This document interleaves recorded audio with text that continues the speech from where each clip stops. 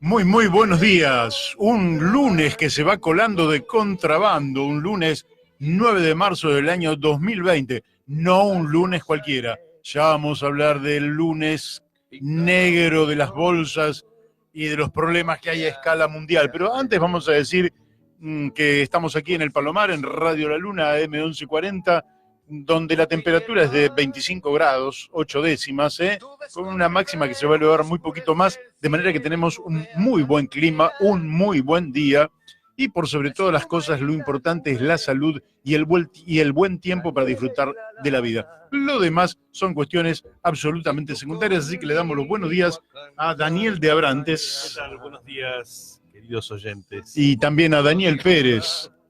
Buenos días. Y también a nuestro operador Héctor Didío. Ahí está, ¿eh? El otro operador venía con una hinchada tremenda, miles de personas aclamándolo. Héctor es un poco más humilde, igual que nosotros. Bueno, muy buenos días a todos los que nos están escuchando por la antena de Radio La Luna, quienes han quedado ya con la programación de Radio La Luna, a quienes se suman para escuchar La Brújula. Le damos también los buenos días a Radio Fénix de Corrientes, la 92.1. Allí la doctora Mónica Colunga, que es su directora, hace posible que muchos correntinos y muchos chaqueños nos puedan estar escuchando. Un programa que básicamente es de comentarios, de opinión, de información, con muchos reportajes. Hoy vamos a tener un solo reportaje, pero no, quizás más de uno. Pero en principio vamos a estar hablando a eso de las 13 horas con Guillermo Moreno, ex secretario de Comercio de la Nación, con quien vamos a estar hablando de algunos de los problemas que aquejan a la actual administración, a los argentinos, como la inflación y otras hierbas. También buenos días a Radio La Paquita, allí en Uspallata, Mendoza, FM 88.9, a nuestros amigos Gustavo Figini y Elvio Ya Danza, que son los que hacen posible que allí, en aquella comunidad en las alturas de la cordillera, nos puedan estar escuchando. Y a todos les decimos que nos pueden encontrar, los más de 400 ya reportajes que hemos hecho. Antes hablábamos de 350 hace un tiempo atrás, pero Daniel Pérez nos ha informado que ya estamos arriba de los 400. Los pueden encontrar yendo a YouTube y poniendo La Brújula en la Luna.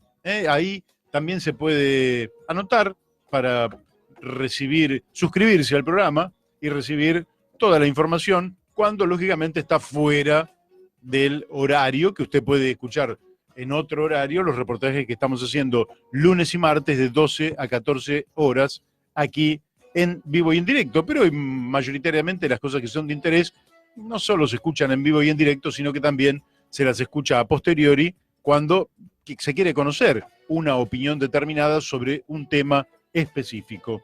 También quien quiera puede llamar aquí a Radio La Luna, le damos el teléfono, pero es para llamar simplemente y dejar algún comentario. Para mandar saludos. Para mandar saludos, para hacer algún comentario. El teléfono de la radio es 44 43 74 24. Y bueno, ya estamos aquí, dando comienzo a este día que viene realmente cargado de noticias duras. Los diarios no opinan todos igual, pero todos están más o menos al unísono diciéndonos que hay un derrumbe en las bolsas. En estos momentos el Merval se está desplomando 12,7%. Es decir, es como una suerte de derrumbe, vaya a saber si justificado o injustificado, pero es el precio de las acciones y hace que todas las empresas que valían 100 pesos el jueves de la semana pasada, hoy estén valiendo 87. Quiere decir que valen muchísimo menos, es una pérdida cuantiosa sin que haya pasado nada específico sobre esa empresa. Caen a mansalva las empresas en el mundo. El derrumbe del precio del petróleo es parte de... Efectivamente. Bueno, fíjate vos que Wall Street, que sería el centro mundial, la bolsa más importante del planeta Tierra, suspendió las operaciones. frente Sí. al derrumbe, suspendió las operaciones. Goldman Sachs advierte que el petróleo podía caer a los $20 el barril. Bueno, el derrumbe en el precio del petróleo, claro, se podría tomar como una buena noticia. Compremos petróleo.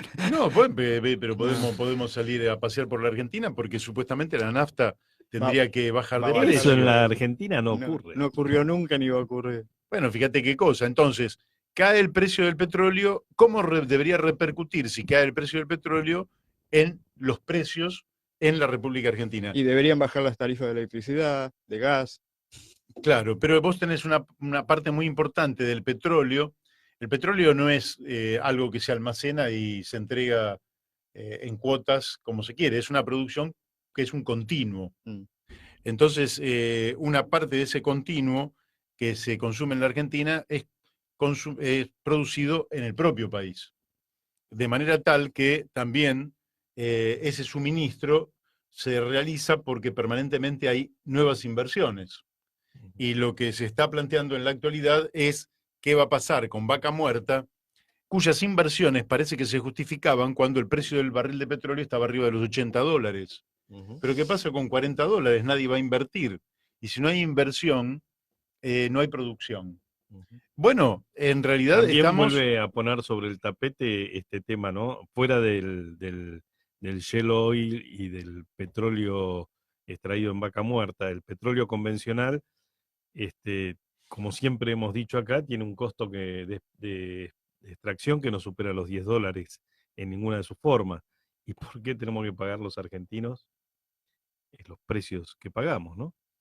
Bueno, justamente porque hemos perdido la soberanía energética cuando virtualmente YPF, que era una empresa, sigue siendo la principal, pero que era una empresa rectora, con una estrategia energética determinada, perdió ese rol y comenzó a hacer la energía como si fuera exactamente igual que las medias o los zapatos o cosas por el estilo, cuando en realidad la energía es el primer insumo para el desenvolvimiento de la sociedad.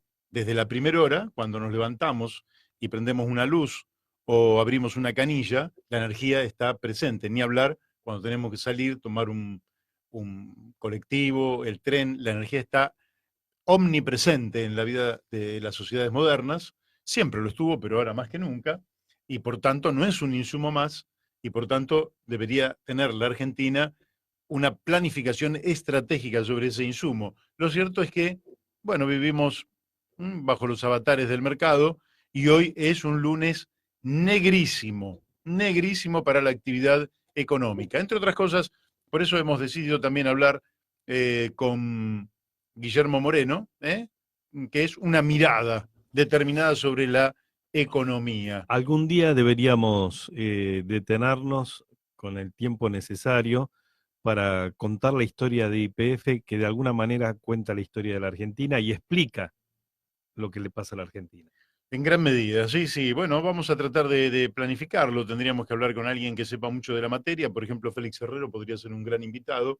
No sé cómo estaremos para contactarnos con él. O podría ser algún otro, ¿eh? También. Bueno, Jorge La Peña, que ha participado en este programa en reiteradas oportunidades, Ujú. podría ser también una personalidad absolutamente autorizada porque trabaja en la materia desde hace muchas décadas y es uno de los hombres que más sabe sobre esta situación. Otro de los temas es el crecimiento del coronavirus. ¿Mm? Bueno, esto mm, no está clara cuál, porque dicen que hay regímenes, como el de Irán, por ejemplo, que no dan toda la información. Yo me preguntaría qué régimen en el mundo está dando toda la información. Porque yo creo que ni siquiera en la Argentina conocemos a fondo qué es lo que está ocurriendo. Y tengo buenos motivos. Ustedes saben que tengo buenos motivos Ujú. para pensar que no estamos recibiendo toda la información y que el tema no está siendo, eh, a pesar de que creo yo que no hay que desarrollar ningún tipo de pánico, lo cierto es que vos tenés que cruzar las vías del tren sin pánico, pero con mucha atención. ¿verdad? No se necesita tener pánico para ser cuidadoso, mirar a un lado, mirar al otro lado, que nos venga el tren porque el tren te lleva puesto.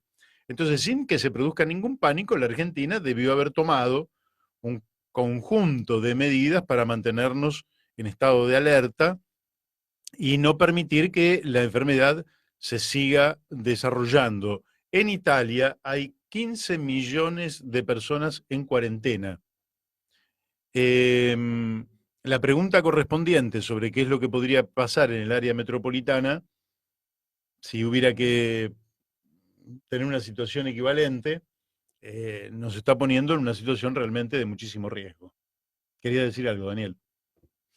No, que resaltar, pues, el derrumbe de las bolsas y la caída del precio del petróleo tiene una raíz que es la declaración en breve término por parte de la OMS del grado de pandemia por el Bueno, claro, coronavirus. desde la También Organización Mundial de Comercio es está diciendo. interesante aclararle Ah, no, de la salud. De la salud, la De la salud. OMS. a nuestra audiencia que al ser un proceso de crecimiento geométrico, ¿sí?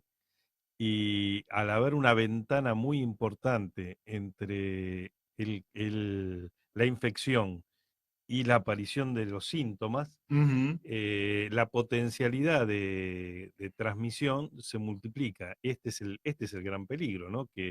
Este, que puede hacer, por eso, digamos, un infectado puede hacer un desastre, por ejemplo, en una cancha de fútbol, o en un recital, o en un lugar donde entra en contacto con cientos de personas.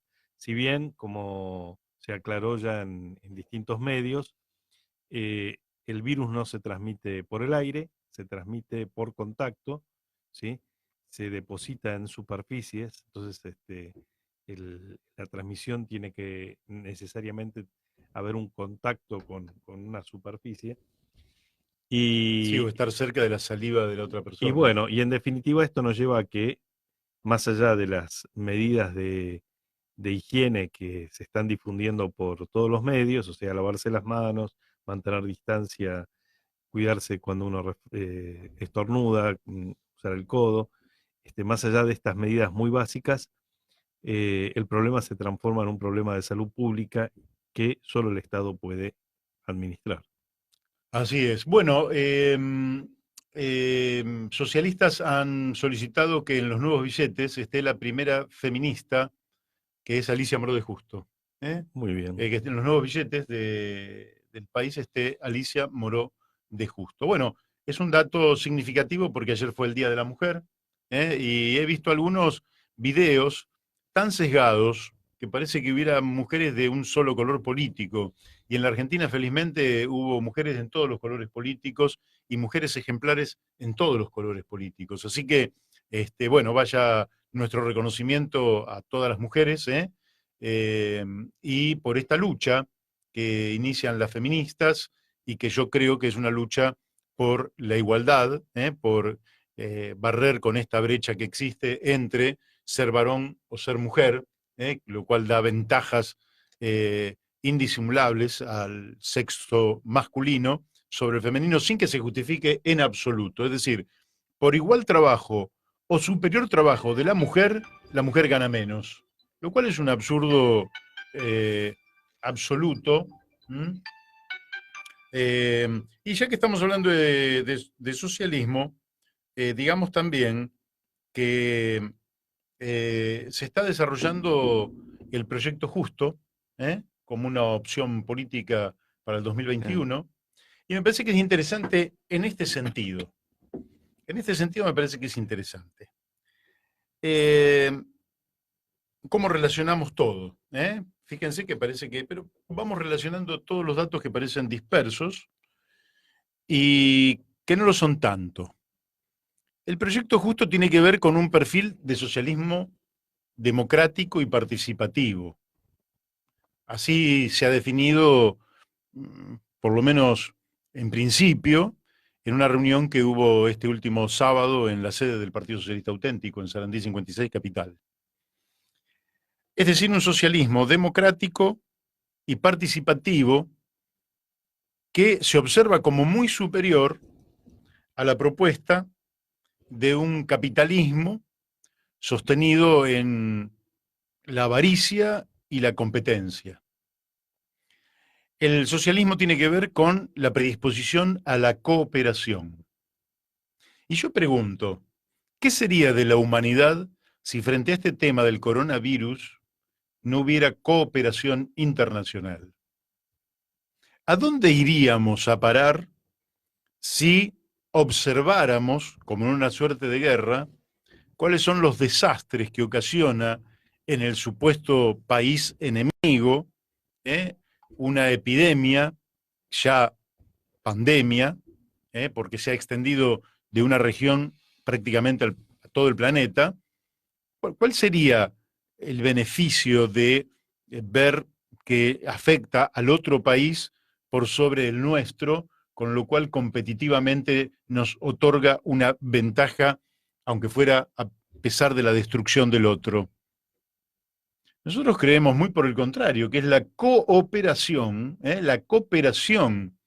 entre los seres humanos lo que va a permitir no solo superar esta pandemia, vencerla, sino básicamente vencer los gravísimos problemas que tenemos como humanidad, entre los cuales el más destacado es el hambre y la extensión de la pobreza en el mundo, que causa muchos más muertos que el coronavirus. ¿Mm? Muchísimos más muertos. Entonces, es la cooperación internacional la que nos va a sacar adelante de esto. Y no es la competencia darwiniana que sostienen tipos como Donald Trump y todos ellos, sino más vale esa cooperación entre los países. ¿Qué ocurriría si un país puede adelantarse y ofrecer una vacuna? ¿Debería especular con el precio de esa vacuna por la alta demanda o debería facilitar el acceso a la misma para salvar vidas? Bueno, una cosa es el capitalismo. En el capitalismo vos restringirías el acceso a esa vacuna a quienes puedan pagar el alto precio para que vos obtengas una ganancia descomunal en el momento en que crees que la demanda sube. En cambio, en el socialismo se plantea que a través de la cooperación lo que se hace es que todo el mundo pueda acceder a esa vacuna y terminar con la epidemia. Son dos miradas sobre el mundo. Y por eso me parece que es interesante esto que están haciendo, que es el Proyecto Justo, que se vuelven a reunir el 4 de abril, allí en Sarandí 56, a las 5 de la tarde, porque me parece que se va abriendo una perspectiva que además se hace en una nueva era política.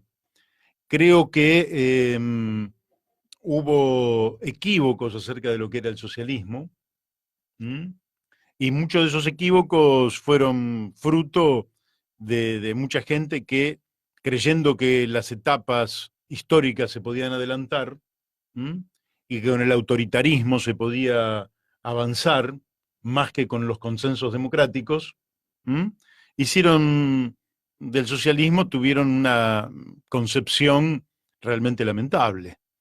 Lamentable, porque el socialismo no puede surgir nunca como fórmula autoritaria, como una fórmula impuesta por supuestas vanguardias esclarecidas por sobre la conciencia colectiva de los pueblos. No, más vale esas supuestas vanguardias devinieron luego en clases privilegiadas, burocracias privilegiadas, que desvirtuaron absolutamente la idea de un socialismo que para ser tal tiene que ser democrático, tiene que ser participativo y a esta altura de los tiempos también tiene que ser ambientalista, ¿verdad? Así es. Entonces, me parece que algo está surgiendo y me parece que ese algo que está surgiendo tiene que, bueno, tendrá, como es muy pequeño, tendrá que tener alguna suerte de incubadora, algún frente en el cual poder crecer como corresponde, pero evidentemente se está abriendo un nuevo panorama que yo creo que más que interesante. El Proyecto Justo. Y además te agrego, ¿no? Con lo que decís vos, que partimos de una definición del socialismo que no solo se asienta en la economía, sino que tiene una mirada mucho más amplia del desenvolvimiento humano, ¿no? La economía es una faceta muy importante, sin lugar a duda, pero el socialismo o la concepción de una sociedad socialista involucra otros aspectos centrales de la vida humana.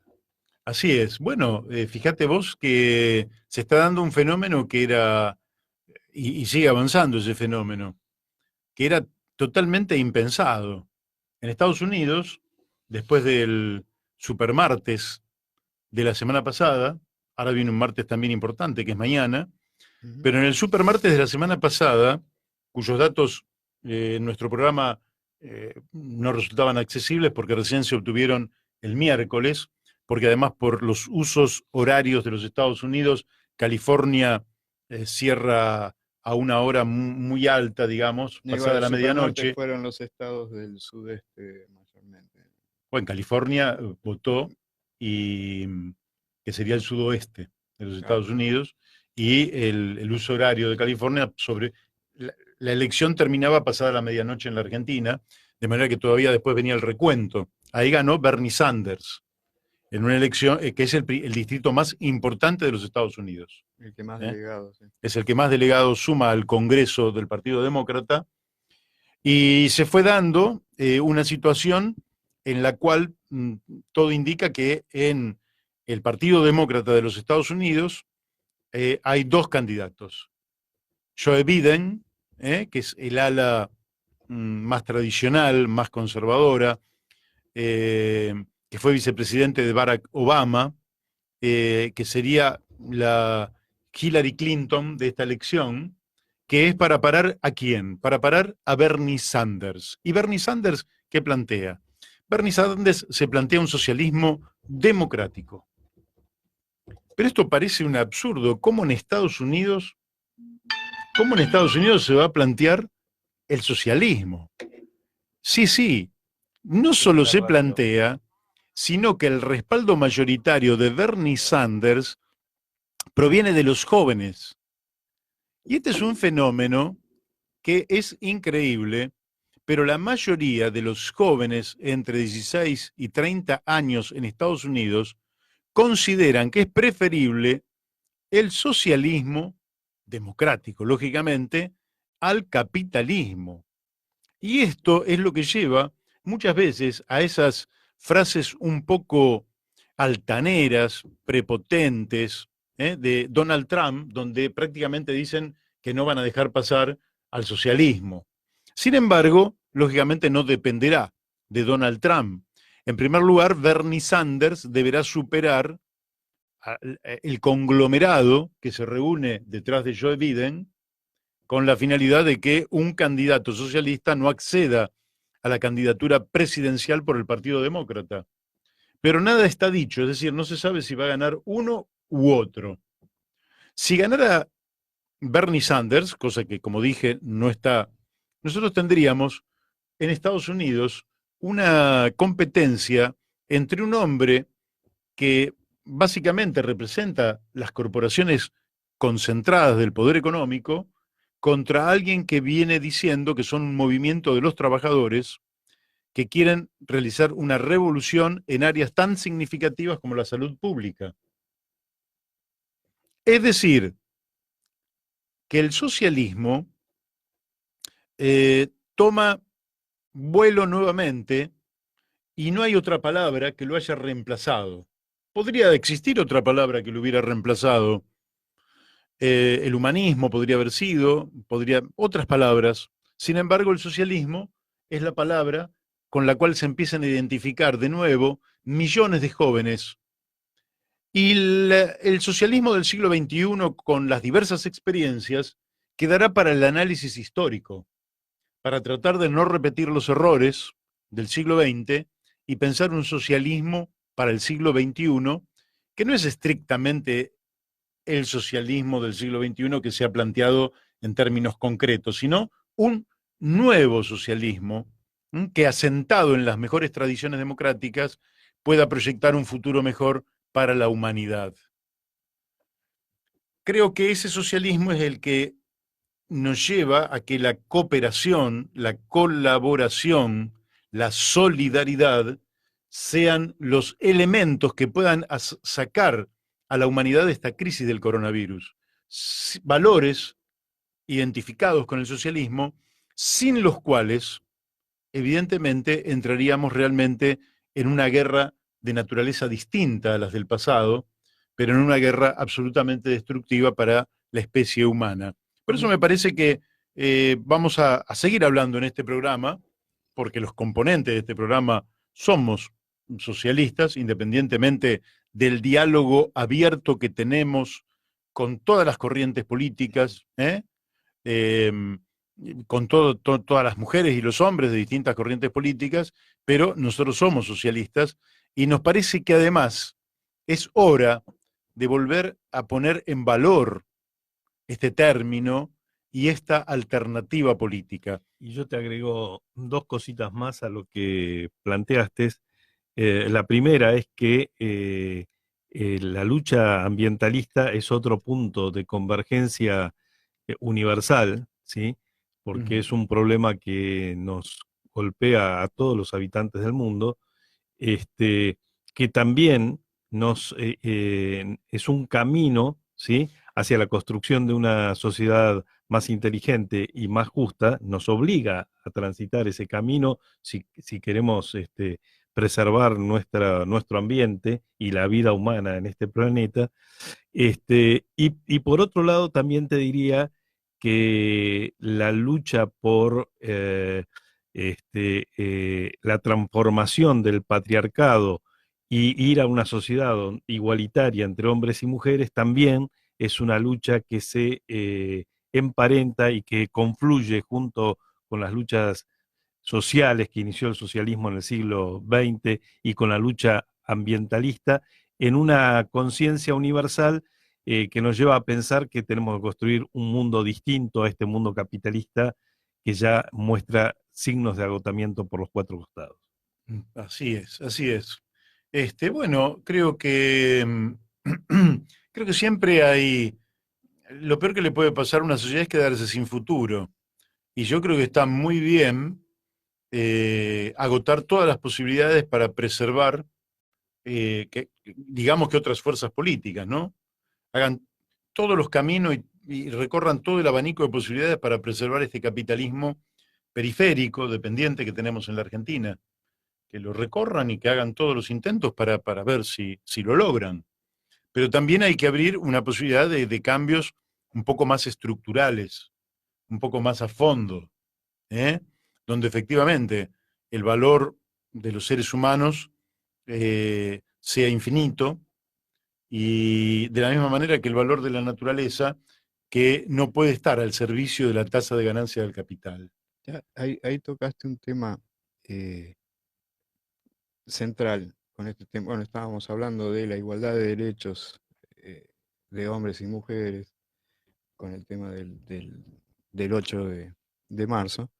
Pero no se trata solo de la igualdad de derechos, o sea, la tasa de femicidios que tenemos, o sea, más de 60 femicidios en lo que va del año, 69. casi un femicidio cada 23 horas o algo así. No tiene que ver con la igualdad de derechos, porque el derecho a la vida, el derecho, digamos, en la legislación es igual para hombres y mujeres. Un homicidio, un femicidio son delitos.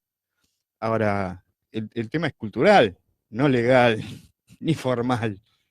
Hay una falla estructural que tiene que ver con la concepción del otro, que tenemos que ver desde el socialismo cómo podemos hacer para realzar lo que decías vos, el valor de la vida. Ahora, fíjate qué difícil, porque mirá que ha habido movilizaciones que han tenido ni una menos, ha movido multitudes. No pasa por una marcha de protesta ni por una ley. Bueno, yo ahí discrepo un poco. Creo que una marcha, una ley, son todos elementos, son todos señales que nos indican que estamos transformando la cultura de este país, porque de hecho la presencia de las mujeres en las calles reclamando por este derecho me parece que es un signo vital de transformación cultural, que nos falta, por supuesto que nos falta. Es obvio, Lo claro, que pero pasa sí. es que antes de estas cosas no se hablaban y estas cosas no aparecían y se tapaban con eufemismos, ¿no? De crímenes pasionales y Sí. bueno, un horror, un horror. Y hoy podemos enfrentarnos a esa realidad, pero entre otras cosas porque ha habido de parte de las mujeres, ¿sí? Una lucha permanente y que además expresa, entre otras cosas, la transformación más importante y más trascendente que está dando la humanidad en este momento, porque involucra nada más y nada menos que al 50%, no al 50%, al 100%, porque el patriarcado, además, es un régimen que no solo padecen las mujeres, es un régimen que cubre todo y del cual terminamos siendo parte de todo, y es un régimen que también deberemos transformar desde sus raíces. Así es. Ah, sí, no dije que fueran inútiles, digo que no son suficientes. O sea, hay que ir mucho más allá. Así es. Vos sabés que hoy me envió nuestro amigo, compañero Carlos Godoy desde Entre Ríos, una movida muy importante que se hicieron en el edificio de los tribunales, donde una multitud de gente le impidió que se retiraran del edificio el procurador, el fiscal, el subjefe de policía. No voy a dar los nombres porque no vienen al caso, los vamos a olvidar rápidamente. Eh, y todo tiene que ver con justamente un femicidio. ¿Mm? ¿Por qué además esto enervó a la gente? Por la enorme pasividad del poder, una enorme pasividad. La víctima, poco antes, había dicho lo siguiente, escúchenla, porque esto también es parte de lo que eh, enojó muy fuerte a toda la población y por eso una enorme movilización y una presión muy grande sobre la justicia y la policía.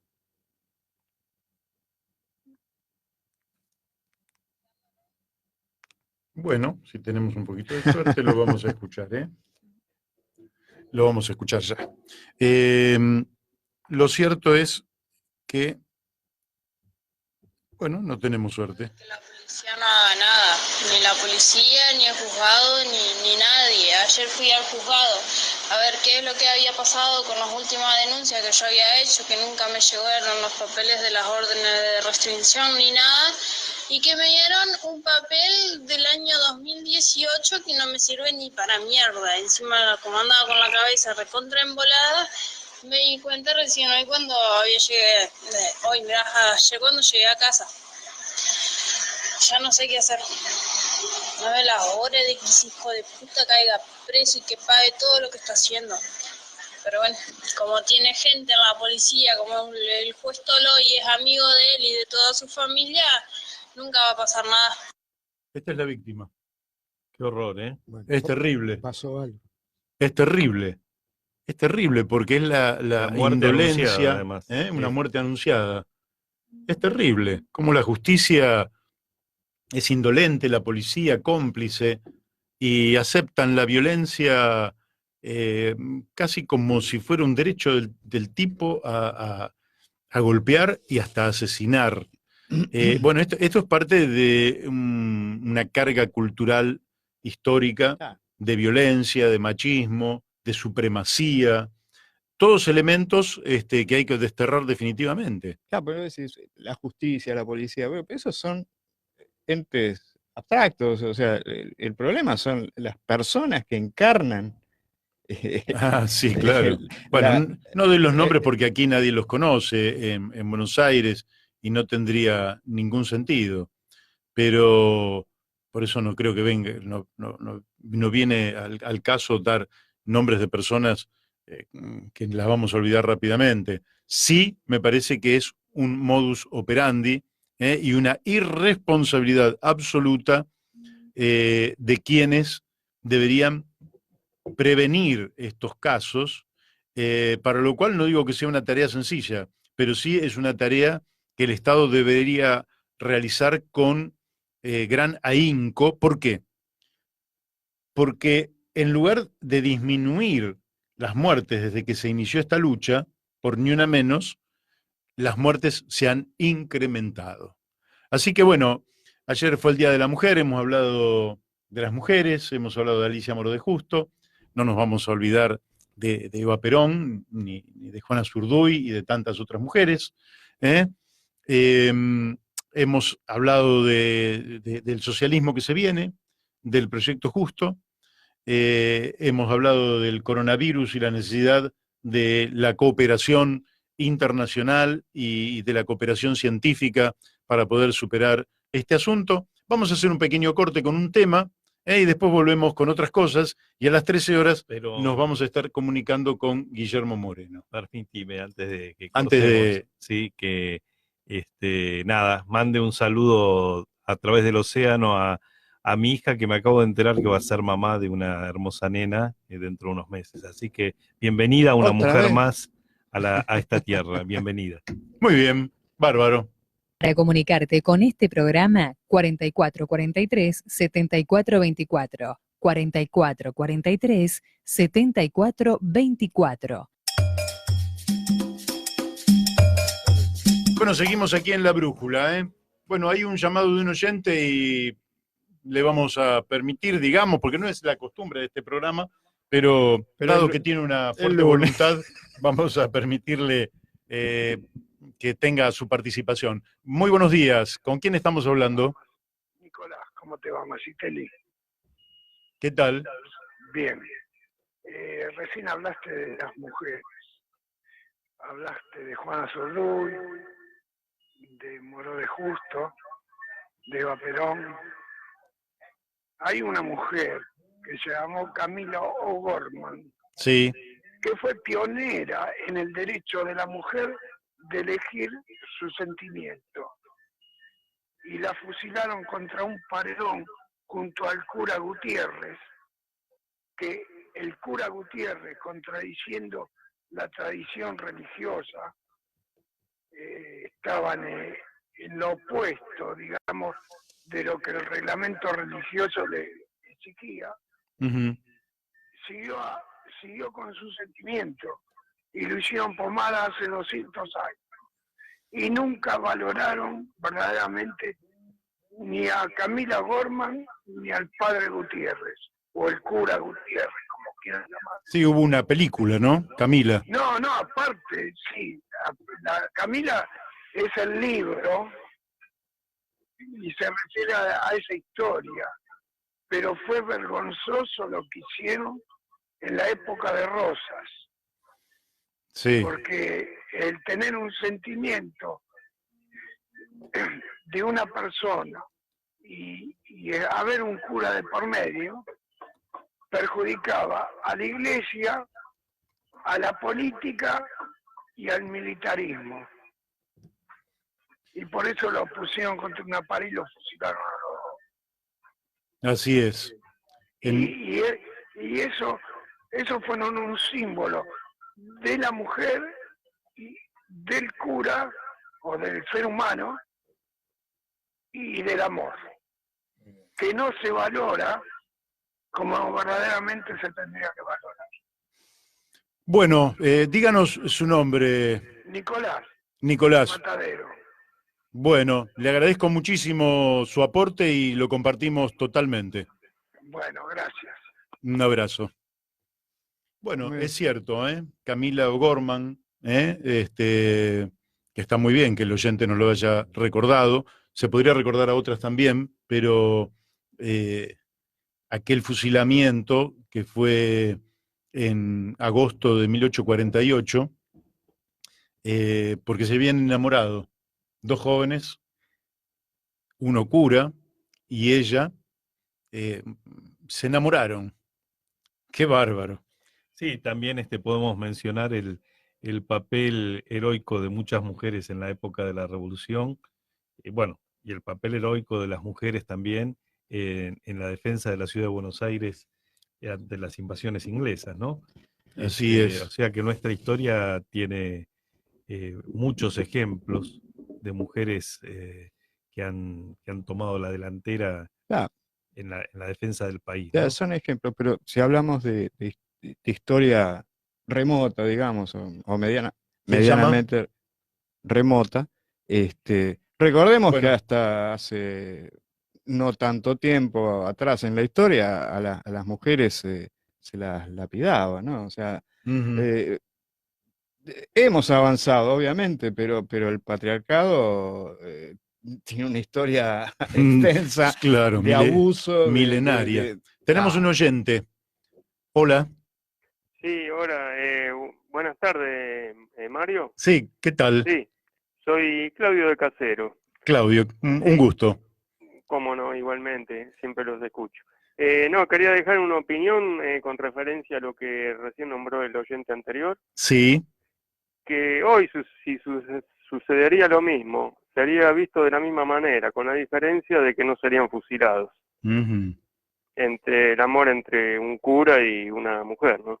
claro. ¿Y vos? Sería visto de la misma manera, a pesar de que sucedería 150 años después. Pero tu mirada no sería la misma. La mía no, pero con referencia, digamos, ¿cómo se llama? A cómo lo ve la iglesia y la sociedad, sí. Ujú. Tenemos el ejemplo del obispo Podestá, que fue un gran ejemplo Ujú, de defensa también del amor, que él renuncia a su categoría de obispo y claro.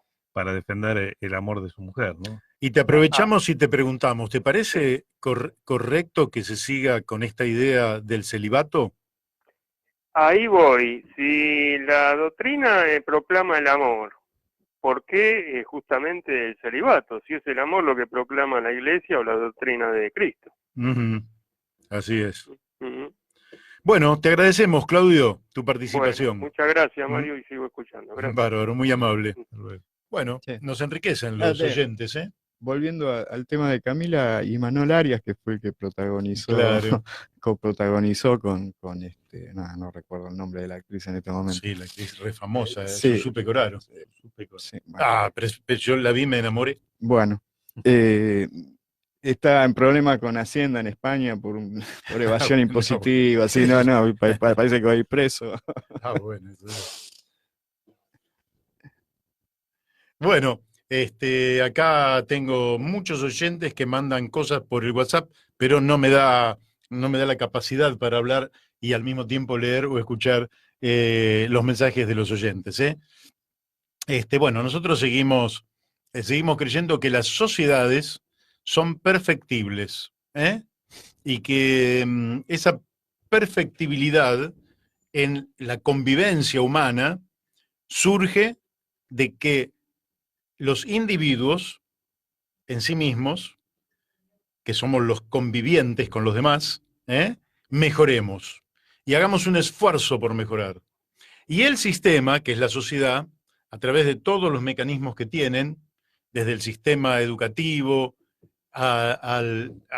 todo el sistema cultural, el compromiso de los medios de comunicación, etcétera, es lo que debería llevar a que las personas mejoren y mejore la convivencia. La sociedad es perfectible y un régimen, un sistema, en un momento determinado se agota, llega a su fin y hay que cambiarlo por un sistema mejor. Yo no sé, porque eso no está escrito y nadie conoce el futuro, pero no sé si en la Argentina no habrá llegado el momento de que volvamos a discutir los argentinos democráticamente cómo mejorar el sistema en el que vivimos. Pero, Sí. Mario, yo no quiero ser pájaro de mal agüero, pero decís un sistema mejor. Pero ¿un sistema mejor para quién?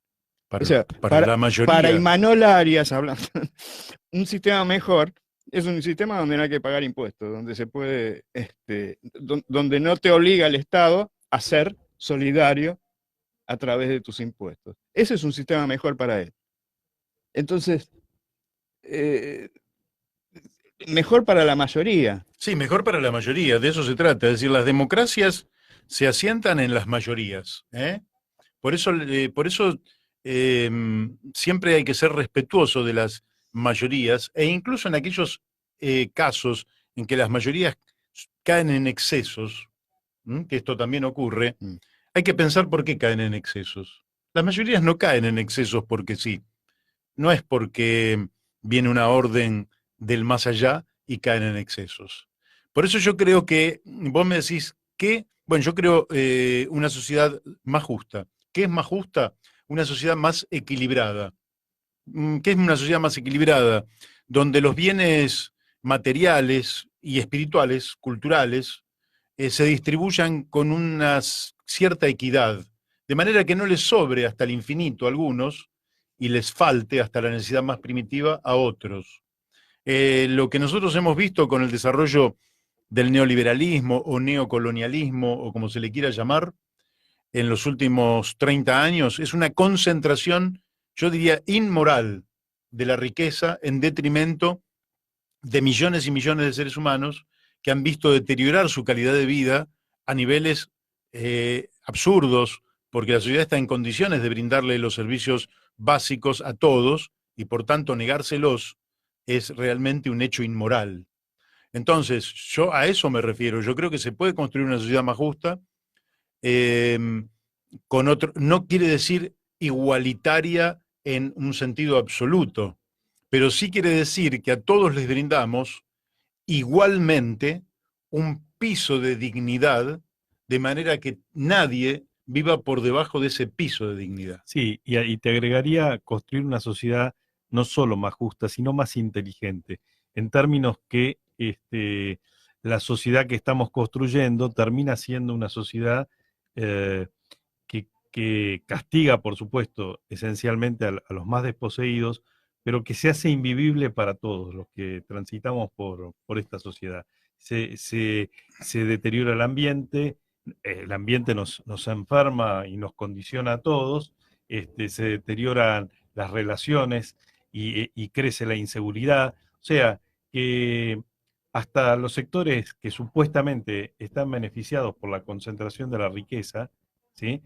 Terminan en una situación de la construcción de una sociedad que no es inteligente, porque la vida es mucho más que el acceso a un lujo determinado o a lo que nos puede dar el dinero concentrado, ¿no? La vida tiene otros colores y tiene otros aromas y tiene otras posibilidades que están por fuera de los bienes materiales.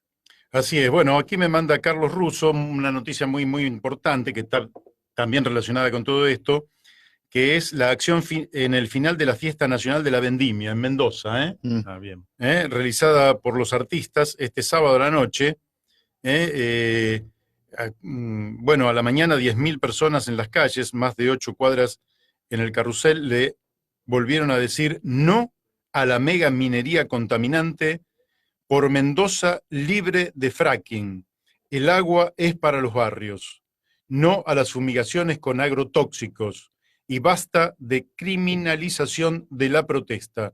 Esto lo envía Carlos Russo desde Mendoza y vamos a ver si mañana vamos a charlar un poquito con él para ver si nos cuenta qué es lo que ocurrió, porque efectivamente es emocionante ver cómo en la fiesta de la vendimia, en ese escenario imponente que se arma allí con un público extraordinario, aparecen un montón de personas arriba del escenario con un cartel que dice Mendoza libre de fracking. Al gobierno se le escapó la tortuga. Por suerte el pueblo tiene el protagonismo que tiene Mendoza, ¿no? Sí, sí, bueno, extraordinario, extraordinario, ¿eh? Bueno, por eso yo creo que sí, con lucha se marcha a una sociedad mejor, ¿cómo no? ¿Cómo no? Que es una sociedad con más vida, una sociedad con más ilusiones, con más felicidad para la gente, con mayor bienestar, y con una planificación de manera tal de poder tener sensatez, sentido común y saber que tenemos un solo planeta Tierra al cual no podemos, y que ese planeta Tierra tiene una capa primero tiene una atmósfera y tiene una biodiversidad sobre la superficie del planeta, y que es muy precaria, y que con esos elementos que están en la superficie nosotros debemos vivir nosotros, nuestros hijos, los hijos de nuestros hijos y los nietos de nuestros nietos. Y ese es el compromiso para poder construir una sociedad que así, en el marco del capitalismo depredador, explotador y extractivista y contaminador, no hay futuro. Y la verdad que no es eso lo que queremos. ¿Podemos hacer otra cosa? Sí, la podemos hacer. ¿Cómo la queremos llamar? Llamémosla como querramos. A nosotros se nos ocurrió llamarla socialismo, socialismo ambientalista, un socialismo democrático y participativo. Pero se la puede llamar de otra manera. Si vamos por el camino de la vida, seguramente nos vamos a encontrar. Ahora vamos a ir a la pausa propia de la radio y después seguimos con Guillermo Moreno, al cual le vamos a preguntar una cantidad de cuestiones que están relacionadas con su actividad previa en el gobierno. Bueno, seguimos aquí en La Brújula por Radio La Luna, AM 1140, y entiendo que ya estamos en contacto con Guillermo Moreno. Buenos días, Guillermo. ¿Qué tal? ¿Cómo estás? Gracias por el llamado. Un placer hablar con ustedes. Guillermo, lo llamamos por atendiendo a su experiencia en áreas muy sensibles para los argentinos, como tiene que ver con el comercio, en fin, todo lo que tiene que ver con los intercambios y la vida económica de los argentinos. Lo primero que desearía preguntarle, y es con motivo de la actualidad del tema, es por el conflicto que se ha generado con el campo, nuevamente este paro del campo, preguntarle si, como alguien ha dicho alguna vez, la primera vez es una tragedia y la segunda es una farsa, y cómo está viendo este nuevo paro y esta nueva confrontación del campo argentino con el gobierno. Mire, creo que son situaciones distintas. Si bien el único funcionario que actuó en aquel momento y que actúa ahora es el presidente, todos los demás no estamos en el gobierno, ni Lustó, que fue el responsable de la 125, es senador por la capital, yo no estoy en el gobierno, ni tampoco tengo voluntad de estar. El secretario de Agricultura en aquel momento era Urquiza, hoy es un ministro formado y demás, pero no es el que participaba en aquel momento. El único que se repite es Alberto Fernández, ya que creo que están los elementos como para que esto se llegue a buen destino, porque la experiencia la tiene. Claro. Pero me parece que sobre ese tema tenemos que reflexionar quiénes son los actores del campo. Pues si no hablamos del campo, y me parece que si podemos lograr identificar con precisión a los actores, podemos encontrar cierta solución. Primero, un actor sustantivo del campo son los peones rurales, ¿estamos de acuerdo? Sí, claro. Sin los peones rurales no hay actividad en el campo. Pero en este caso, para la función de producción del campo son relevantes. En el tema de la distribución de lo producido del campo no es un conflicto. O sea, hoy no hay un conflicto porque los peones rurales estén no trabajando porque quieren incremento salarial. O sea que el tema ese, por ahora, no es un tema que aporte a la resolución del conflicto. Después tenemos los famosos contratistas, sí, que son los dueños de las máquinas y que van y hacen la labor mecanizada. Son como una empresa donde hay alguien que los contrata para trabajar una extensión de tierra determinada. Van con sus equipos y lo hacen. Tampoco parecería que ahí hay algún conflicto, porque no se está discutiendo si tienen que ganar más o tienen que ganar menos. Parecería ser que por ahí no hay un problema. O sea que también lo podemos sacar del análisis. Ya sacamos a los peones rurales y sacamos a los contratistas. Muy importantes, porque son los que trabajan, pero no hacen parte del conflicto en sí, por lo que como lo estamos describiendo. Entonces quedan otro actor, un tercer actor, que son los que organizan la producción, que los vamos a llamar productores. Sí. Si es un productor muy pequeño, también hace de peón rural y de contratista. Claro. Pero si es una gran extensión, no hace de peón rural ni hace de contratista, sino que es el que organiza la producción. Y a ese lo vamos a llamar productor. ¿Estamos de acuerdo? Está bien. Hasta ahí se entiende. Y falta un cuarto personaje, que es el dueño de la tierra. Ujú. Muy bien, que a eso los podemos agrupar en la sociedad rural argentina, y es lo que Perón definía con precisión, la oligarquía nativa. Sí. Los dueños de la tierra. Muy bien. ¿Los dueños de la tierra hacen parte del campo? Sí, hacen parte del campo. ¿Son el campo? No, no son el campo. Son una parte del campo, pero no son el campo. ¿Cuál es la característica que tienen los dueños de esa propiedad? Que tienen un bien que no se amortiza. Eso significa que no pierde valor.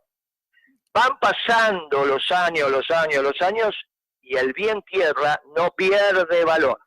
Incrementa Nunca. en casi todos los casos el valor. Muy bien, por lo tanto, al no amortizarse, es, yo diría, el único bien en los balances que no se amortiza. Usted tiene un auto, un camión, un edificio, lo que tenga, se amortiza. Ujú.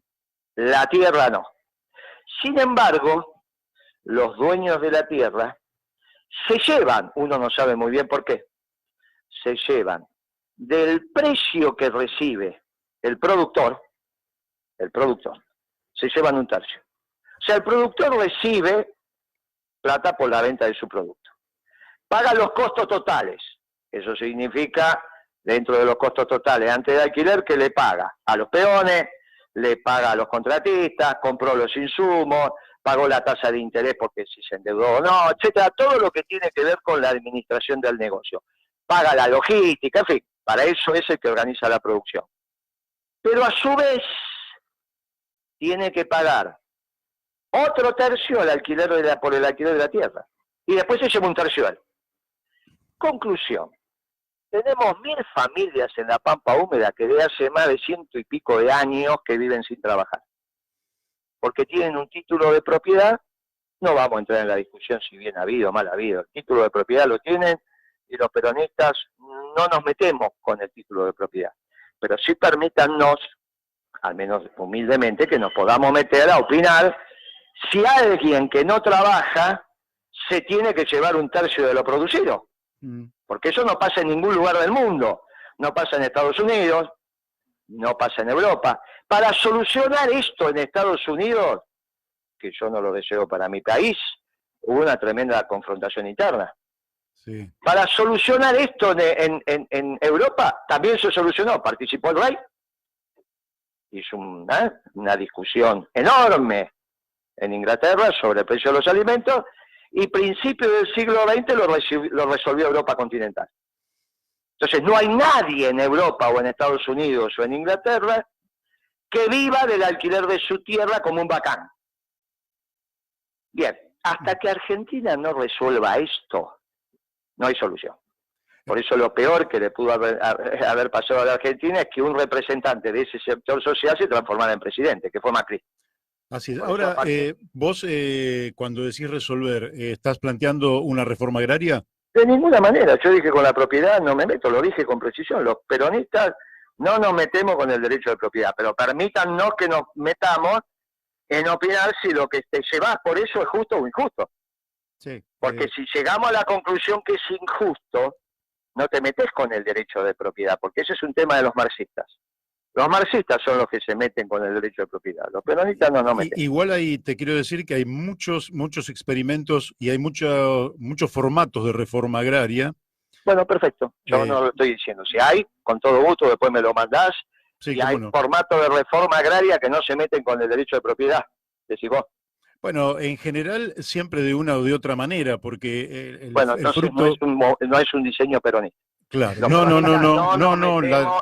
Bueno, entonces en general esas reformas agrarias son de origen marxista o filomarxista. No, porque por ejemplo Estados Unidos después de la guerra hizo una reforma agraria en Japón. No, pero y ahí no había nada de marxista. No hizo ninguna reforma agraria. Lo que introdujo fue el capitalismo moderno en Japón. No, pero en la tierra sí hizo una reforma agraria, pero no importa. No vamos a hablar. No, introdujo las empresas a producir en la tierra. Sí. Y a partir de ahí, porque introdujo el capitalismo moderno, que es lo que yo planteo. Cuando vos introducís el capitalismo moderno, ¿Qué hizo Estados Unidos? Introdujo el capitalismo moderno e introdujo la importación de alimentos. Sí, Guillermo. Bien, eso fue lo que hizo el rey en Inglaterra. El rey en Inglaterra, cuando resuelve el debate entre Adam Smith y David Ricardo, lo que hace es importar alimentos baratos. Entonces, lo que hace es destruir a la oligarquía nativa. Ahora, es ilógico en esta situación que vos importes alimentos. Eso sería una decisión de los radicales, no peronistas. ¿Qué tenés que hacer vos? Y decir, mire, muchacho, usted no se puede llevar la que se está llevando de alquiler. No se puede llevar entre 15 y 20 quintales de soja por cada hectárea que usted alquila.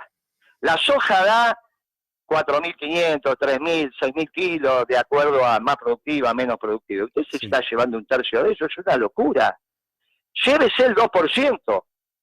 Cuando vos le decís al oligarca que se va a llevar el 2%, el productor, que es el que paga la retención, recupera todo el esfuerzo de su trabajo. Lo que hay que resolver esto es con unas correctas retenciones y una correcta ley de alquileres, donde la tierra, el beneficio de la tierra, es para el que la trabaja sin necesidad de que vos avances en el título de propiedad, porque no es necesario.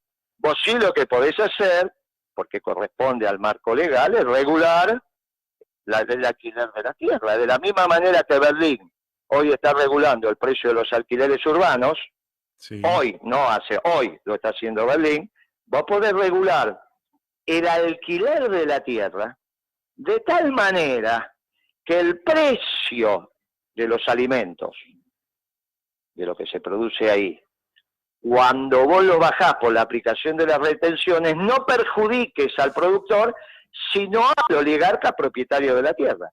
Encima das la posibilidad de que se introduzca el capitalismo moderno. Entonces alguien me puede decir, bueno, y si quieren vender la tierra, hay que la vendan. Lo que tenés que darle es crédito al que la quiera comprar para que la pueda financiar. Ahora, lo que está claro es que en el costo del producto vos no me podés agregar un tercio por alquiler de tierra.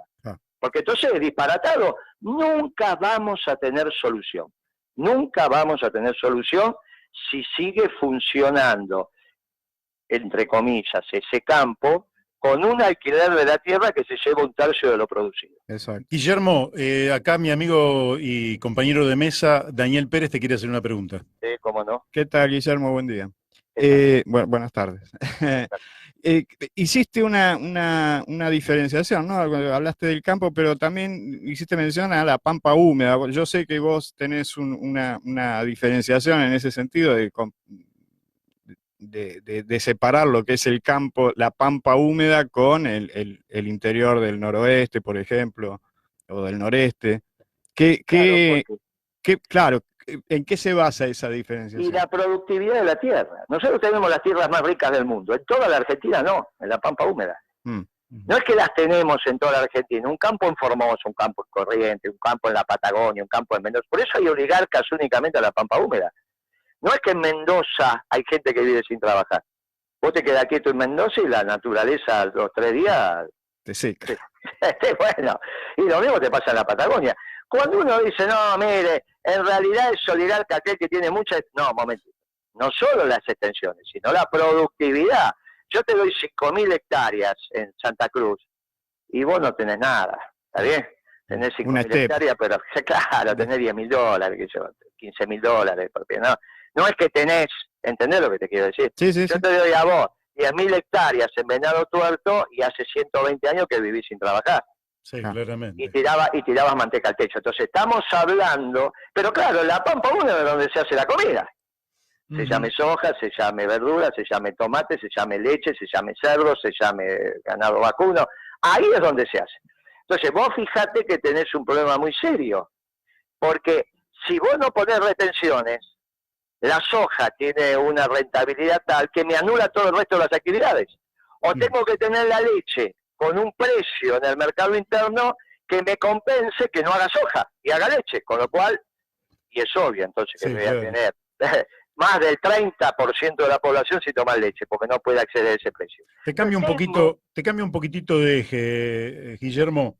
¿Se entiende lo que estamos hablando? Yo creo que fuiste totalmente claro. Ya estamos claros que Evita tenía razón, tenemos una raza parasitaria que se llaman oligarcas. Ahora, a diferencia de los marxistas, no nos metemos con el derecho de propiedad.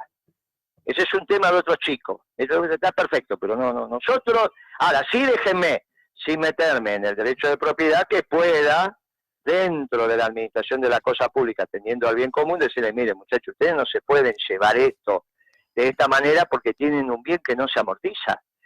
Déjense de embromar, esa historia del costo de oportunidad que le inventaron los banqueros es mentira. Véndanla, que del otro lado la va a comprar a alguien que le interesa trabajarla, pero que no me va a poner en el costo del producto el alquiler de la tierra. No se meten Entonces, con el título de propiedad, pero sí con la plusvalía. Bueno, yo no hablo en términos marxistas, ¿viste? Yo hablo en términos peronistas. Yo me meto con la tasa de retorno que le da ese título de propiedad no amortizable. Está bien, está muy claro. Una tasa de retorno sobre un bien amortizable es lógico. Ahora, que yo tengo una tasa de retorno sobre un bien que no se amortiza porque un banquero me inventó el costo de oportunidad, es ridículo. Le digo, ¿cómo no? Venda el campo, acá tiene el crédito que lo quiera comprar, pero usted que va a producir el campo y ahora es el dueño, así sea de 20.000 hectáreas, no me puede poner en el costo del producto el alquiler del campo, porque cuando yo hablo con Biocati, dueño de la tierra donde hace la leche, me dice, pero yo tengo que poner el costo del alquiler de la tierra, aunque sea mía, porque es un costo de oportunidad. Yo digo que Biocati, que digo que sos vos. Se rió y me terminó dando la razón. ¿Está bien? Entonces, ¿qué tengo que hacer? Sacar ese costo de alquiler, que es un tercio de lo que se llevan los tamberos. Un tercio, suponete que son 15 pesos. 5 pesos van para los insumos y todo lo demás, amortización y demás, costos totales. 5 pesos se lo queda él por su trabajo, se levanta todos los días a las 4 de la mañana, ¿por qué no se va a llevar 5 pesos sobre el litro de leche?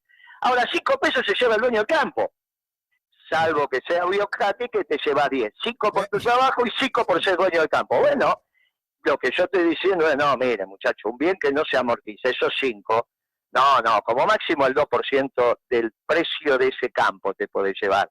Y te dejo el 2%. Basta, no es problema más. Entonces la leche inmediatamente pasa a estar 10 pesos, o 10 con chirola, no 15. Y a partir de ahí se ordena. ¿Se entiende? Perfectamente. Bueno, ahora el tema es, ese es el problema que siempre tuvimos los peronistas, y lo clarificó Evita y Perón desde hace 70 años, sin necesidad de hablar de plusvalía. ¿Está bien? Y conceptos marxistas, y cosas raras que nadie entiende. Que se lea Perón y la cosa queda clara. Escúchame, nosotros usted no se entiende nada. no te llamamos para polemizar, te llamamos para hacerte algunas preguntas y que vos puedas contestar como te guste. ¿Sí? Claro. Como te guste. Lo otro que te queríamos preguntar es cómo estás viendo el proceso inflacionario en este momento, porque vos tenés mucha experiencia en eso. En un momento en que están, digamos, sin aumentar las tarifas y los combustibles, y sin embargo hay un proceso inflacionario. ¿Cómo lo estás viendo? ¿Cómo definirías la inflación en la Argentina? ¿Dónde ves el origen? Mirá, hay múltiples causas. En este caso, si vos tenés una tasa de interés que orilla el 38%, que es lo que paga el Banco Central, al sistema financiero, y cualquier empresa que vaya a endeudarse hoy está de 60 para arriba. Vos imaginate que si una empresa que se endeuda al 60% no aumenta los precios, la tenés fundida a fin de año. Sí, claramente. Bueno, entonces lo primero que tenés que hacer es equilibrar macroeconómicamente la cosa. Alguien que piense que paga el 40% de tasa de interés como paga el Banco Central o el 38% por la LELIQ y que no va a haber inflación, bueno, la contracara de eso que te quedas sin empresa. Si los empresarios le hacen caso a Alberto Fernández en la reunión que tuvo el jueves pasado, y a partir de hoy no aumentan más el precio de los alimentos a fin de año, y sigue esta tasa de interés, a fin de año no tenés ninguna empresa productora de alimentos. Así que el presidente tiene que tener claro esto cuando habla, si no hace un lío bárbaro. Sí, tiene claro, alguien se lo tiene que explicar. Viene bajando la tasa de interés del Banco Central, pero todavía está por las nubes, ¿no? Claro, vos te ahogaste, vos tenés un amigo que se ahogó a 10 metros de profundidad y otro que se ahogó a 2,5 metros de profundidad. ¿Cuál es la diferencia? Sí. Bueno, estas cosas hay que explicarlas. ¿Está bien? No es un problema de polemizar por polemizar. Es que en realidad en el peronismo está la resolución de estos problemas. Y cuando le ponemos palabras que no se entienden, es como esconder un elefante en un bazar, tener que llenar de elefante. Entonces, parecería ser que ahora el conflicto es con el campo, o sea, con los peones, contratistas, con los productores. No, el conflicto es con los oligarcas, no es con Carvab, ni CRA, ni Federación Agraria. Y tampoco era en el 2015, ¿eh? En el 2015, perdón, en el 2008. En el 2008 el conflicto también eran con los dueños de los campos. Por eso hay que volver a estar atento de por qué, cuando el conflicto es con un sector, parece ser que lo que hacemos de este lado es juntarlos a todos. Bueno, en aquel momento el que conducía el conflicto en el 2008, ¿quién era? Del lado del gobierno. ¿Quién lo conducía? ¿Y el presidente actual? Claro, Alberto Fernández. No le gustó, fue esa tontería de la resolución. Está bien, mal hecha, técnicamente incorrecta. Bueno, listo. Ya se hizo cargo. Ahora, desde el punto de vista político lo conducía el actual presidente. Bueno, yo que él revisaría por qué tenés un conflicto con un sector del campo muy importante, porque es la sociedad rural, y después terminás peleándote con todo innecesariamente. Cuando uno de los que te peleas es la Federación Agraria, que nace en el grito de Alcorta, así es, precisamente confrontando por el alquiler de los campos, el precio del alquiler de los campos. Le decían, ustedes nos cobran un precio que no podemos vivir. Ahora así resulta que se te juntan. Bueno, algo ahí no está bien. Es cierto. Bueno, te pregunto también por lo siguiente. Yo no soy el responsable, ya estoy afuera. Antes también estaba afuera, yo no había hecho ni la resolución ni nada. Ahora siempre quedé como que yo le puse las retenciones móviles al petróleo y duraron hasta el 2014 y nunca hubo ningún conflicto. Claro, sí, Así que si hubiesen hecho lo que yo había hecho con el petróleo, con la soja, yo te aseguro que no había ningún conflicto. Pero bueno, viste cómo son estos chicos, Lustó, compañía, bueno, al final terminan siendo radicales. Nunca terminás sabiendo si lo hizo de ignorante o a propósito. Escúchame. Ahora, Alberto Fernández tiene que mirarlo atentamente, porque él es el único que repite, ¿eh? Ninguno de los demás está. Yo no puedo decir ahora es culpa de Lustó, el senador por la capital, qué sé yo, si opina de estos temas. Y todos los demás no están.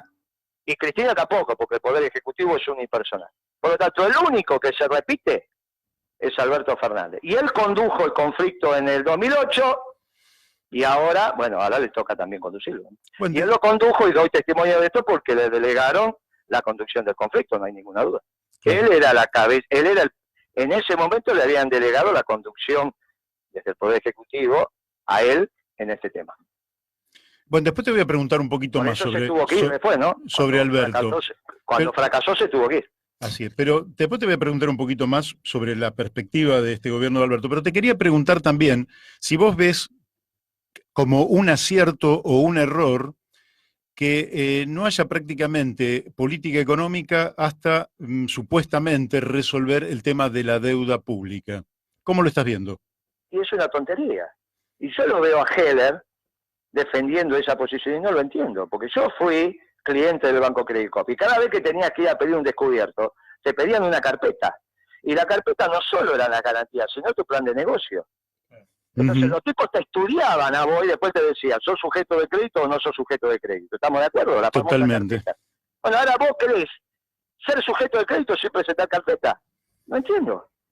Si Heller lo sabe eso, ¿por qué Heller está diciendo y escribe las cosas que escribe si tiene la experiencia de más de 30 años de banquero y lo que hizo toda la vida él? Porque si yo me dijera que Heller, ahora estoy evaluando como técnico de fútbol, si quien sabe de fútbol, fue autoridad de Boca y demás, y hay que felicitarlo porque salieron campeones. No, está en su métier, que es la negociación contra pretendidos banqueros o parecidos, que tienen la misma lógica, los fondos de inversión son iguales. Mirá, si vos querés que yo te renegocie la deuda, explícame cómo es tu plan de negocio. Eso sería para un país la política económica o el modelo de desarrollo. Yo la verdad que no los entiendo. Es incomprensible, porque solamente vos podés hacer una propuesta de pago después que te expliques de dónde vas a sacar la plata y cuánto te va a sobrar. Así es. Bueno, eso se llama modelo de desarrollo. En un negocio, voy a vender de esta manera, voy a producir de esta, voy a cobrar de esta, voy a pagar de esto, esta la tasa, listo. Al banquero le cierra y te presta la plata. Ahora, eso lo sabemos todos en el mercado. Todos.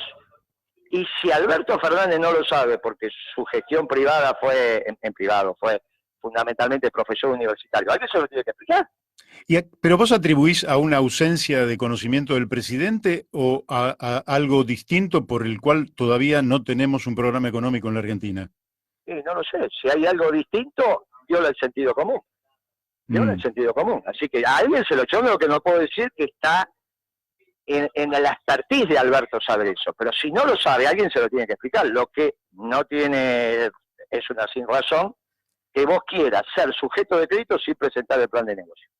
Porque, por eso te pongo el caso de Heller. Sí. Él ejerció la presidencia del Banco Credit Corp durante décadas. Entonces sabe cómo funciona esto. No es un caído del catre que no sabe. O sea, vos lo agarrás a Culfa y vos decís, bueno, Culfa, ¿alguna vez fuiste banquero o no? ¿Alguna vez firmaste cheque de una quincena? No, tampoco, no tengo experiencia de actividad privada. Bueno, listo, esto es así. Pero Heller, por eso lo pongo de ejemplo, fue presidente de un banco del sector privado durante décadas. Sabe cómo funciona la economía en Argentina y en el mundo. ¿A vos se te ocurre ir a pedir un crédito sin presentar una carpeta? No te dejan ni entrar en el banco. Así es. Pero ahora entonces, ¿cómo lo querés hacer ahora? ¿Cómo querés hacer una negociación sin presentar una carpeta? Bueno, eso nos preguntábamos acá y la verdad que nunca tuvimos respuesta. Es un disparate. Un disparate. Ahora, es culpa del ministro de Economía que no sabe, que no tiene experiencia del sector privado. Bueno, no sé, el gobierno es de Alberto. Él eligió, o sea que el éxito y el fracaso es de él. Si es exitoso, tenemos a Alberto por 8 años y si fracasa, ¿qué sé? ¿Qué sabemos? Te pregunto por un hecho que está aconteciendo en estos momentos, que es la caída en el precio del barril del petróleo. ¿Cómo estás viendo que eso repercute ya no solo sobre Vaca Muerta, sino en general sobre toda la economía argentina? Mira, lamentablemente empecé el sábado a hablar de este tema cuando vi cómo habían terminado las cosas el viernes. Hasta ese momento había tenido declaraciones de otro enfoque, pero el viernes planteé, y lo vuelvo a plantear seriamente a través de tu programa, lo planteé en un programa de televisión, hay que tener una interacción muy firme y muy específica, a escala mundial, entre dos disciplinas. La disciplina de la salud y la disciplina económica, que hoy no están interactuando.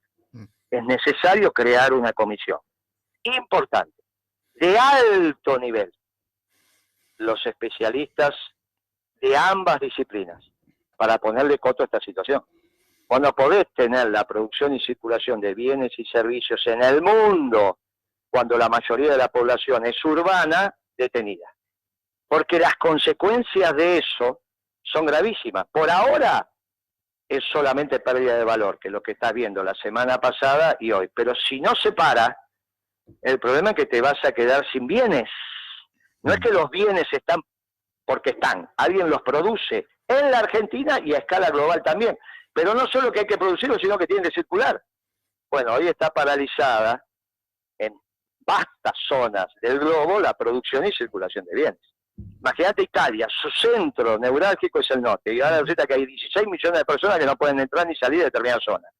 Imagínate China. Ahora, si esto sigue, el puerto de Los Ángeles, la semana pasada, que ya son noticias viejas, están diciendo que la actividad le cayó un 20%. Seguramente para el fin de semana esto va a ser mucho más. Estás hablando de parálisis de la actividad productiva en niveles nunca vistos. Ahora, ¿de qué se va a abastecer la gente y de qué va a vivir? Entonces, por eso se necesita un encuentro de altísimo nivel, que tiene que comenzar por los 3 hombres más relevantes que hoy tiene el mundo, que son Putin, Trump y el Papa. Esto tiene que de alguna manera ordenarse desde ahí. Después se van incorporando los otros, pero y sobre todo el Papa, ¿no? Porque es el que pone ahí lo que hay que poner, que es la voz de lo que no tenemos voz. Guillermo, te va a hacer una pregunta Daniel de Abrantes, que también está en esta mesa. ¿Qué tal? Bueno, no, yo agregaría ese tridente, agregaría al presidente chino, que me parece que también es una voz importante en esta escena mundial. Pero aparte de eso, te quería preguntar por lo siguiente. Sabemos que de las 500 empresas más importantes de la Argentina, el 75% de esas empresas son extranjeras, de capital extranjero. También la población se está descubriendo que la producción de alimentos en gran medida, en algunas áreas el nivel de concentración llega a niveles increíbles, y muchas veces en manos de empresas extranjeras. Te quería preguntar, todo este proceso de extranjerización de las rentas que viene sufriendo la Argentina desde la década del 90, por lo menos a esta parte, eh, ¿cómo entendés que se puede iniciar un proceso de recuperación de estas rentas? Porque obviamente cuando una empresa extranjera produce, pretende llevarse las regalías hacia su lugar de origen, ¿no? Y esto también es parte del problema que tiene la Argentina. Sí, primero, yo no lo incorporo a China porque es uno de los perdedores del nuevo orden internacional, igual que Europa continental. ¿Está bien? No tiene energía, el que le abastece energía es Medio Oriente y no hay plan de negocio posible en Medio Oriente, y el otro es Putin, y Putin se lo vende al precio que quiere. Y China no puede ir a buscar el petróleo en Rusia porque Rusia tiene un desarrollo tecnológico militar superior a China. Entonces, creo que el nuevo orden internacional vamos a una revisión del viejo Yalta. Y pongo al Papa, porque a diferencia de la primera Yalta, el único que puede hablar por los pueblos que no tienen voz. Creo que ahí no entra nadie más. No entra nadie más. Por eso no hay que tomar ninguna acción que lastime al Papa, y menos en tu país. Porque no entender cómo se está construyendo el nuevo mundo. Eso tiene que ver con el artículo que escribimos hoy con unos colaboradores en un diario económico. Hay que entender el mundo. Bien. Con respecto a las rentas de las, que en este caso sería tasa de ganancia, de las empresas que manufacturan la materia prima y te permiten a vos en su transformación de alimentos que la consumas, el problema es de origen. El problema es el costo de la materia prima. Ahí tenés el problema. Y ahí vuelvo a entrar con la oligarquía. Si vos tenés la leche, que el precio que tiene el tambero, un tercio se lo tiene que dar por el alquiler de la tierra, mira ahí el tema, porque eso después cuando lo vas multiplicando es la diferencia que vas a tener. Por eso en nuestro gobierno los alimentos estaban en una proporción justa y razonable con los salarios populares y tenías buen poder adquisitivo. Pero hacíamos mención a decir, mire muchachos, si el trigo yo lo tengo desalineado 30 puntos del precio internacional, mucho más voy a tener desalineado el pan, porque eso se multiplica aguas abajo, ¿se entiende? Sí. Ahora, si yo arranco del precio del trigo a nivel internacional, no tengo alternativa, voy a tener el pan, por lo menos como en Europa, si no lo voy a tener más caro por un tema de eficiencia, con lo cual tengo el pan al mismo precio y los salarios a la mitad, y bueno, a los que perjudico son a los trabajadores. Pero eso es muy fácil de resolver, ¿eh? Secretario de Trabajo, de Comercio, cuando trabaja en el margen, es muy sencillo. Lo que no le podés pedir al secretario de Comercio que en un descalabro macroeconómico te ordene los precios. Si vos le das un contexto macroeconómico estable, el trabajo del secretario de Comercio se ve y se ve en el precio de la mercadería. O sea, que ahora no le podés echar la culpa, creo que se llama Paula, ¿no? El apellido español creo que es. No le podés echar la culpa, no eche ninguna culpa. Si vos tenés una tasa de interés para el sector privado de 60 puntos porcentuales para arriba, ¿qué le querés pedir? Que estén los precios tranquilos. Ahora, ¿y por qué tenés esa tasa de interés? Tenés esa tasa de interés porque tenés un desorden en la macroeconomía que tenés que ordenar. ¿Y cuándo la tenés que ordenar? Y como habíamos dicho, ya debería haber arrancado el gobierno de Alberto, del señor Fernández, con equilibrio macroeconómico. Claro, para eso necesitaba su gobierno de transición. ¿Quién hacía de Duhalde? ¿Cuál fue la virtud de Duhalde? Dejarle a Kirchner una economía sobre la que podías empezar a pararte y desarrollar tu plan. ¿Cuál es el problema que tiene Alberto? Que no tuvo un Duhalde antes. Y entonces ahora, ¿quién hace el trabajo de Duhalde? ¿Alberto? Y no hay alternativa, tiene que ser él. Bueno, que lo haga entonces, pero que lo haga. No que no lo quiera hacer tampoco. Que diga, bueno, señores, soy Duhalde, voy a hacer esto, y el que sigue, a ese va a ser el modelo de desarrollo. Pero entonces que lo haga. Lo que no puede es que sí, que no, que me parece, que no me parece, que me gusta, porque para decir yo quiero y no me dejan, ya tuvo la alianza, ¿se entiende? Sí. Los gobiernos peronistas no vienen a meter excusa, vienen a hacer lo que hay que hacer. Es decir, y aquí va mi última pregunta, por esto que estás diciendo, ¿vos no ves entonces que este gobierno, encabezado por Alberto Fernández en el Poder Ejecutivo, esté haciendo lo que debe hacer? Y eso preanuncia momentos graves para la Argentina. Y mirá, en la medida en que no resuelva los equilibrios macroeconómicos, si vos tenés un déficit fiscal creciente y tenés un déficit del sector externo que me decís, no, pero tengo balanza comercial. Sí, tenés balanza comercial superavitaria, pero tenés un lío en el sector externo que tenés unos, ¿viste? No se llevan las utilidades de las empresas, no podés comprar dólares. No, bueno, muchachos, si tenés todas estas restricciones es porque tenés un problema del sector externo. Entonces tenés superávit comercial anclado en la diferencia a la baja de las importaciones porque tenés recesiva la economía. Si empezás a respirar un poco más rápido, te quedás sin oxígeno porque tenés que importar más y tenés un lío bárbaro. Bueno, entonces, ¿cómo es? Nosotros teníamos un machazo superávit comercial y nadie planteaba desequilibrio del sector externo, y teníamos un machazo superávit fiscal. Y entonces nadie nos podía correr, ni en el mercado de pesos ni en el mercado de dólares. Por eso era necesario un dualde. Por eso en abril del año pasado empezamos a decir que tenía que haber un gobierno de transición, que no se equivocara. Salieron algunos imbéciles a decir que eso era golpista. Bueno, ahora llamalos a los que dijeron que eso era golpista y explicarles cómo sigue. Entonces empiezan a hablar difícil y nadie entiende nada. Y después van a explicar por qué el fracaso. Bueno, yo soy un militante peronista que no me gusta explicar el por qué el fracaso. Esto estuve diciendo el año pasado, pongan un gobierno de transición para que resuelva los equilibrios macroeconómicos. ¿No lo hicieron? Bueno, ok. Ahora, ¿quién va a generar los equilibrios macroeconómicos? Y sin equilibrio macroeconómico el gobierno está parado. ¿Qué es lo que te pasa? Porque no hace las designaciones para no gastar plata. Ahora resulta que no gasta plata, el Estado está en obra pública y en otros hechos absolutamente parado, en enero, en febrero, y va a ser en marzo igual, e igual recaudás menos y no te alcanza porque no hay actividad. Así es. Y bueno, y entonces dentro de un mes, 2 meses, 3 meses, ¿de qué vamos a estar hablando? Ni quiero pensar de acá a 2 años cuando tenga las elecciones de medio término. Porque se supone que tiene que haber una transformación rotunda cuando entre un gobierno peronista y no va a ser esa tarjetita para que compre los alimentos. No, eso no tiene nada que ver. Ya Alfonsín había hecho la caja pan y tampoco pasó nada. O sea que por ahí no viene la cosa. ¿Está bien? Está la heladera vacía, un gobierno peronista la llena, va y le da la comida, la primera. Y la segunda, ganátela con tu trabajo. ¿Y cómo te la ganás con tu trabajo? Como dijo el general Perón, gobernar es crear trabajo. Bueno, en el sector privado. Pero bueno, por eso está todo en la doctrina. Y no hace falta utilizar conceptos ni palabras extrañas a nuestra doctrina. Porque en nuestra doctrina están las palabras que nuestro pueblo entiende. No son grupos concentrados, son oligarcas. Los oligarcas consiguen ellos que el resto piense que el problema es del campo, y el problema son ellos, que son un pedacito del campo. Así es. En términos de patrimonio, el más importante, pero en términos de familia son 1000 familias. Mira qué fácil que sería. Qué fácil. Bueno, Guillermo, te agradecemos muchísimo que hayas participado acá en nuestro programa. Seguramente vamos a volver a conversar si vos estás dispuesto más adelante. Claro, si se supone que esto es para polemizar, que desde ahí arranca el conocimiento. Bien, bien. Bueno, la próxima polemizamos un poquito más. Lo que hacemos es generar conocimiento, claro. Muy bien.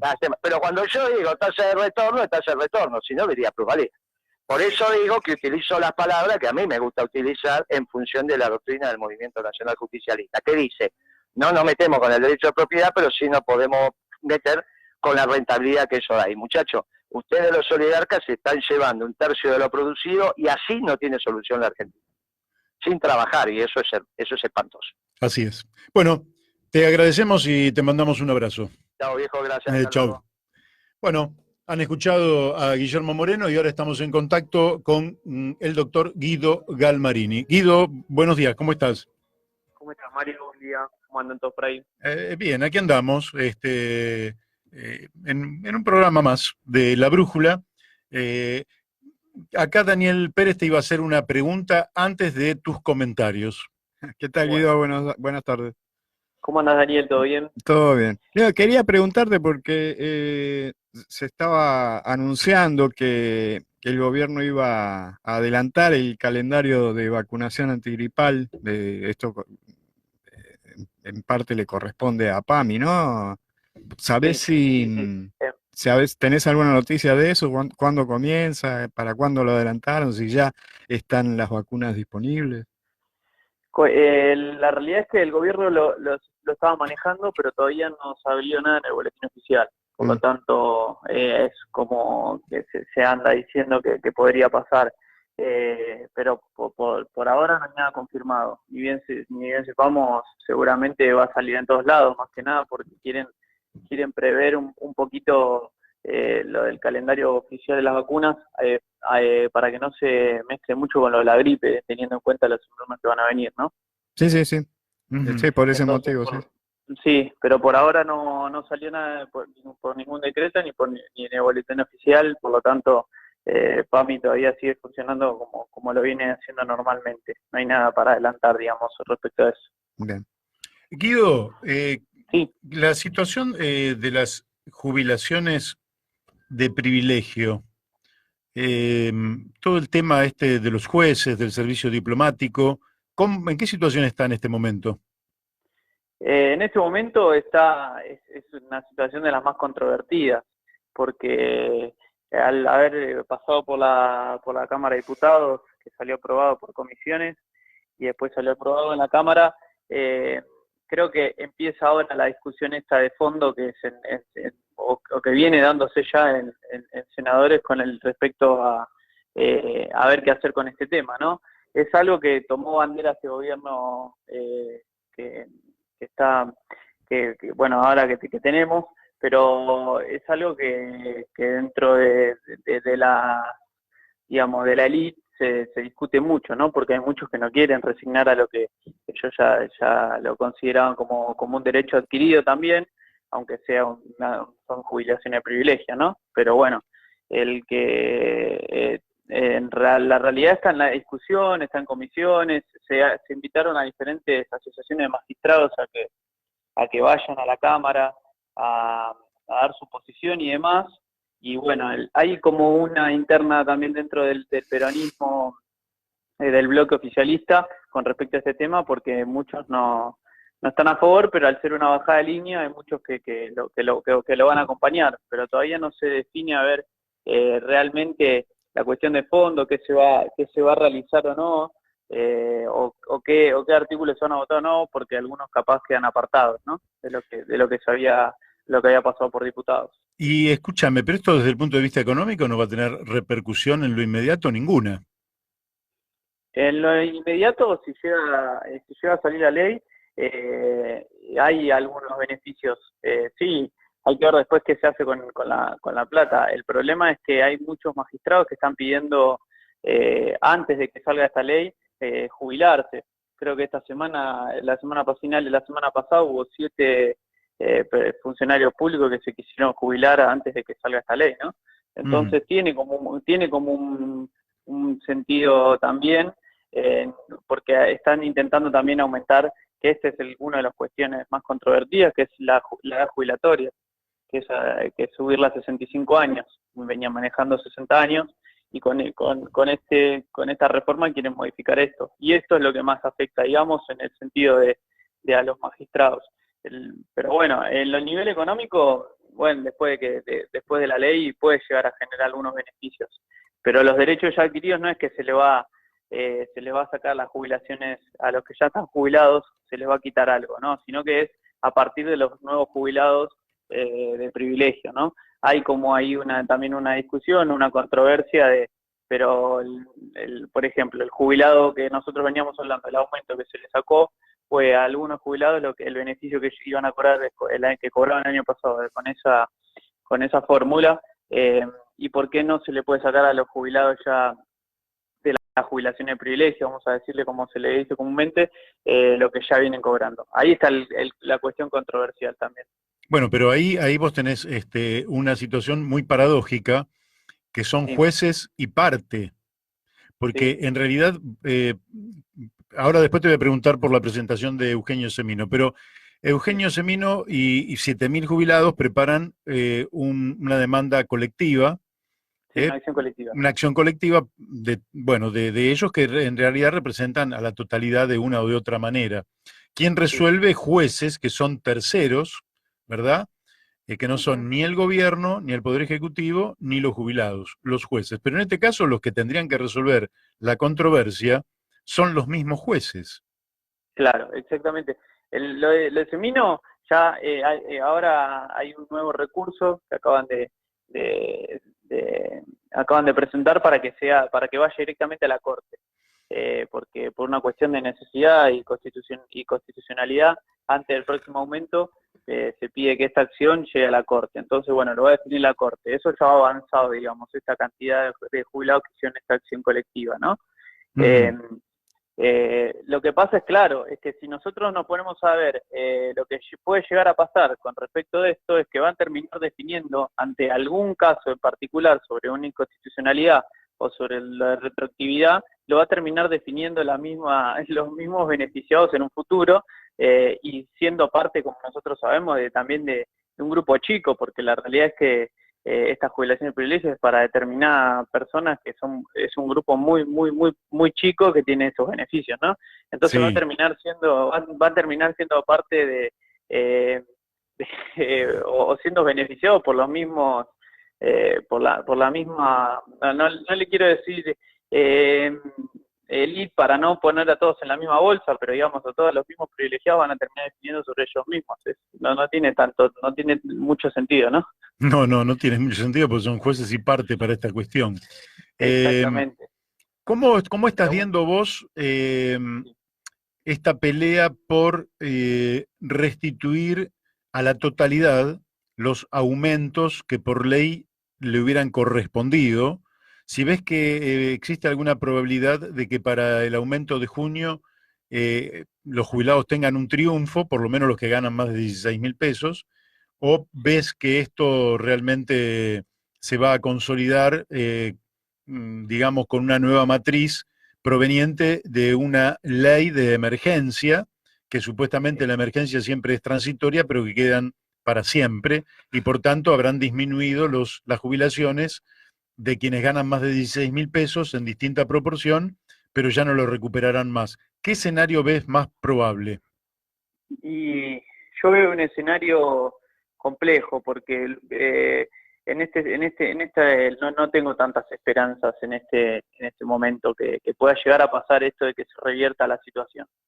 Creo que va a seguir siendo, va a seguir teniendo los mismos problemas que tuvimos cuando hablábamos el aumento anterior que tuvimos, con esto de la fórmula, porque al tener suspendido con la ley de emergencia la fórmula que veníamos manejando, yo creo que no tengo mucha esperanza de que se revierta. Ojalá que sí, pero no lo creo, no lo veo tan viable en este momento con toda esta discusión, porque cada vez hay más discusiones o más peleas entre el Poder Judicial y el Poder Ejecutivo o el gobierno de turno, entonces lo veo cada vez más complicado que pueda ser favorable, porque hay muchas internas también por lo que estamos viendo en determinadas cuestiones, por lo de la jubilación en privilegio, por los nuevos jueces, por las reformas que se están haciendo, hay como una discusión y creo que esto no va a ser uno de los puntos más importantes que se va a tocar, entonces no le tengo tantas esperanzas que se pueda revertir este tema, ¿no?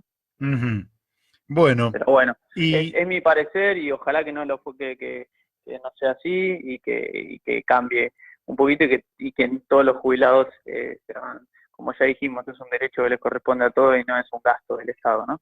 Así es. Bueno, Guido, te agradecemos muchísimo la participación por favor. Y seguramente el lunes que viene vamos a volver a charlar.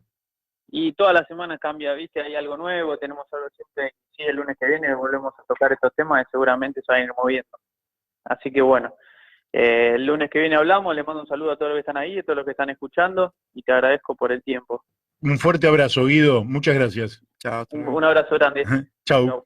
Bueno, 13 horas 53 minutos, ahí tuvimos el panorama, no muy alentador respecto de la posibilidad de que aquellos jubilados que ganaban más de 16.000 pesos, que no estamos hablando de una fortuna, ¿no? Que yo 18, 20, 25, 30, bueno, y que han perdido, esos de 20, 25 han perdido, porque no les... en realidad, la fórmula es una fórmula que compensa la inflación del pasado, no es aumento de jubilación, es compensación con inflación de un semestre atrás. Quiere decir que vos perdiste la plata durante 6 meses y te la reponen. Si la inflación tiende a bajar, vos recuperás el antiguo poder adquisitivo. Pero no es que hay un aumento de jubilación. Esto es importante porque nominalmente sí tenés un aumento, que en lugar de ganar 10, ganas 12. pero por ahí con los 12 compras menos que con los 10 en el momento anterior. Entonces no hay aumento de jubilación. Lo que había aquí era una fórmula a partir de la cual se mantenía constante o se recuperaba al nivel anterior la jubilación, fruto de que la inflación la había carcomido. Entonces te carcomió un 11,56% hace 6 meses atrás y te damos el 11,56%. Te carcomió un 15%, te damos el 15%, pero siempre a posteriori.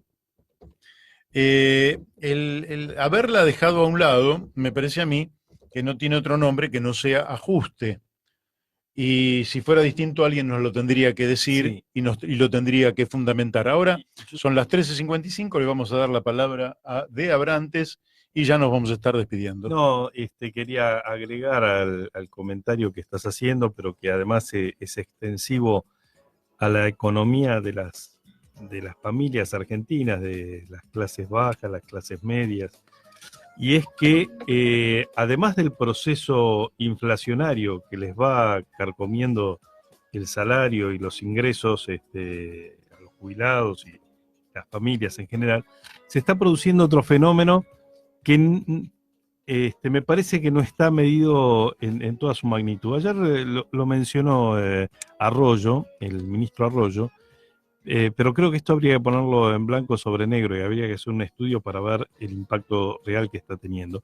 ¿Qué es el problema del endeudamiento de las familias? ¿Sí?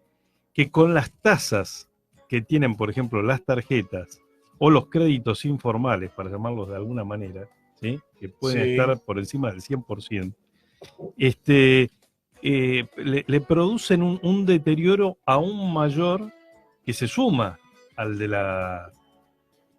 la inflación, con lo cual cada vez las posibilidades de consumo se van achicando. Son familias que van a la quiebra. Bueno, nos estamos despidiendo. Esto ha sido La Brújula. Nos estamos encontrando mañana a las 12 del mediodía aquí en Radio La Luna.